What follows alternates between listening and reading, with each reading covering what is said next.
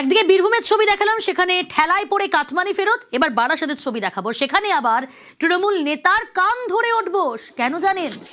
বিগত 5 বছর ধরে মহিলাদের কটূক্তি করার অভিযোগ, আর সেই কারণেই মহিলাদের পা ধরে ক্ষমা চাইলেন ওই নেতা।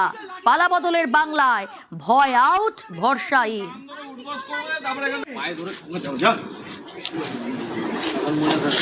তখন মনে থাকে না, তখন ক্ষমতা না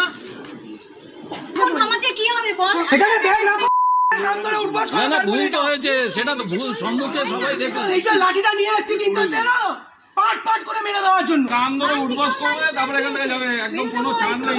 বাপরে বাপ, সেই সময় এখানে দাঁড় করিয়ে আমাকে মানে আবার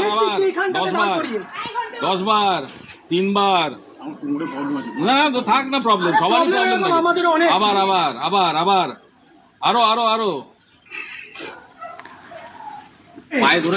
মহিলাদের পা ধরে ক্ষমা চাইলেন ওই তৃণমূল নেতা। 5 বছর আগে কটূক্তি করার অভিযোগ এই তৃণমূল নেতার বিরুদ্ধে।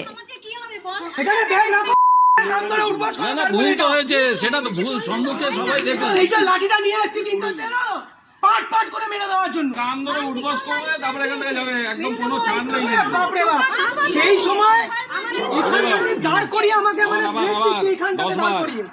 10 বার 3 বার না তো থাক না, প্রবলেম সবারই প্রবলেম। আমাদের অনেক আবার আবার আবার আবার আরো আরো আরো